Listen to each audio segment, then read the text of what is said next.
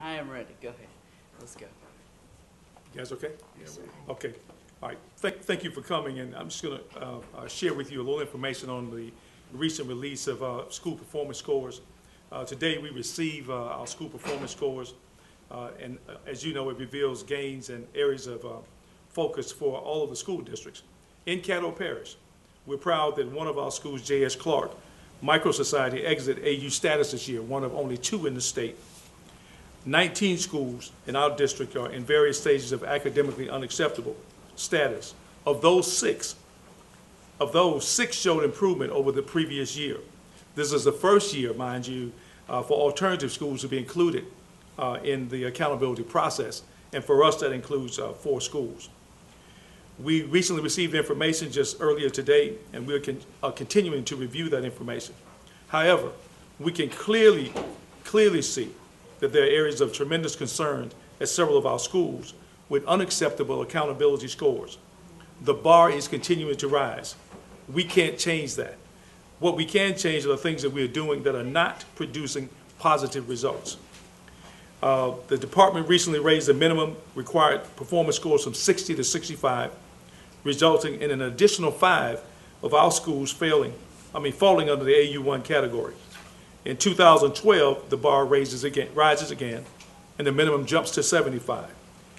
We also had a release of a list of schools on Academic Watch, including 15 Caddo schools, and that's designed to ensure that the district are focusing attention and resources needed to improve scores in anticipation of that change to 75. Those schools are not considered, however, AUS, but we must watch them very, very closely. Among the immediate steps we're going to take are listed below. A top-to-bottom comprehensive academic audit to ensure that we are appropriately utilizing people and resources to best address the needs of students. This includes a comprehensive review of leadership, instructional and support staff, programs, and attendance, starting with these 19 schools. The second recommendation is to review our alternative schools, including a complete restructuring up to and possibly including the complete elimination of alternative schools and that service to be provided by another source. 4 of our schools, Fair Park, Green Oaks, and West Shreveport Elementary, and Woodlawn, have recently been awarded a total of $5.1 million in a school improvement grant for the upcoming year. The goals of the SIG are to significantly improve and raise student achievement.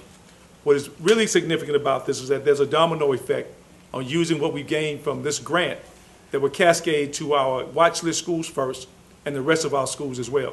Best practices, proven instructional strategies, all will be part of what we will gain from that. District-wide assessments will start district-wide for the first time at the start of the school year to identify the strengths and weaknesses of every student and teacher, identifying gaps and implementing interventions. We have a list of the schools that are in their various statuses for you on the second page of the release, and we'll take any questions you may have. We have work to do, and we have the information now that will allow us to proceed. So obviously you're doing something, I don't want to suggest that you're doing something wrong with the other schools, but something right is going on right at J.S. Clark. With it closing and moving into merging with Booker T. Washington, how do you continue that effort? Well, the good news about that is that the leadership team and most of the staff are moving there with them.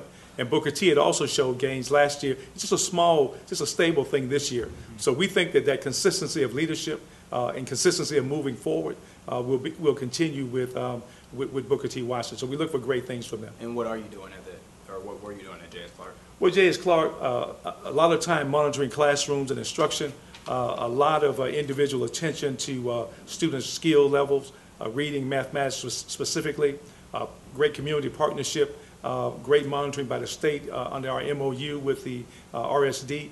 So all of those things have helped contribute to that. Outstanding work on behalf of students, outstanding work on behalf of staff, and just a great leadership team over there. And then Dr. Dawkins, what do you say to the folks who are going to look at this and when you talk about the scores, the range changing, some of these scores, they still wouldn't have made a difference with the change. So what do you say to that? What I say is that we have work to do in those schools, and those schools will be targeted starting tomorrow.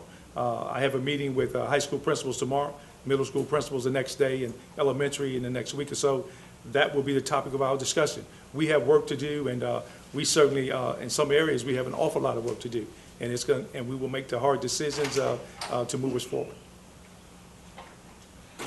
As I was looking at it, Oak Park was such a success with their micro-society model. Obviously, J.S. Clark with their micro-society model seems to be making great strides. Do you look at expanding that micro-society model to other schools that may be in need of intervention? Well, micro-society has been a great addition to our schools, and certainly we attribute a lot of their success to having that model. We're certainly exploring instructional models. There are no plans to implement one this year, but that's still on the table. There are other models we'd like to look at as well. I'm interested in a Montessori program at some point, a full K-8 Montessori program. But again, we've not developed that to this point. But there are other models that we can use that have been successful, research-based, that will complement the very strong core instruction that's going on in our schools. I guess, obviously I stepped in a little late, but I was kind of curious about, your reaction with all this being released here. What are your thoughts about all Say it again now? I like your thoughts about with all this being released here, with the results and stuff. Well, the release of this data certainly gives us a quick snapshot of where we are, and it either confirms the good things we've been doing, and it also points out the areas that we need to continue to work on. So I'm delighted that J.S. Clark is one of 2 schools that came out of ASU in the state. But at the same time, we have some other schools that, quite frankly, we have some serious concerns about. And I guess moving forward, what are some of the strides that you're going to take to improve the ones that are, I guess, under par? Well, we're going to do a complete academic audit of all these schools, especially the 19 schools that are listed here, and we're going to go top to bottom on those things that are working in the schools, those that are not. We're going to look at structure, staffing. We're going to look at everything so that we can make the changes that we need to make. I want to talk about this board member here. You think we're going to be able to find a school board member that's willing to tackle not just the financial issues, but now the educational issues? Well, the educational issues and financial issues have been with us, and so I suspect we'll find someone who wants to be a part of the efforts of improving our school district, and I'm optimistic that will happen. Thank you.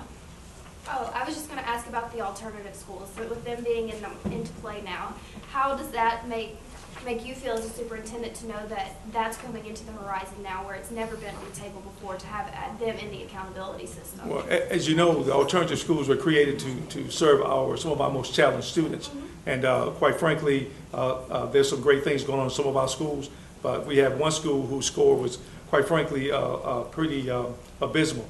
And we're certainly going to address that directly and find out what is happening with that. And we're going to make some decisions, some very hard decisions, and even up to whether or not we should continue providing alternative services as we provide them now. There are other ways to do that, and we're certainly going to look at that. How do you go about correcting the alternative schools whenever they already have some of the hardest kids and there are already so many interventions, to have all of these other sanctions come from AU and through going into these RSD products? I think we just have to continue to refine and review what we're already doing and find out if there are ways to do it better, and if there are things that we have not done. I mean, there's no silver bullet or magic answer to this. It's hard work, continuous work, and the people who work in these programs are working extremely hard, and we're going to support that. The students who are there deserve our best effort as well. But where it's not working, we're going to have to make some decisions that will move us forward. Thank you. All right. Thank you. Thank you. All right. Appreciate it.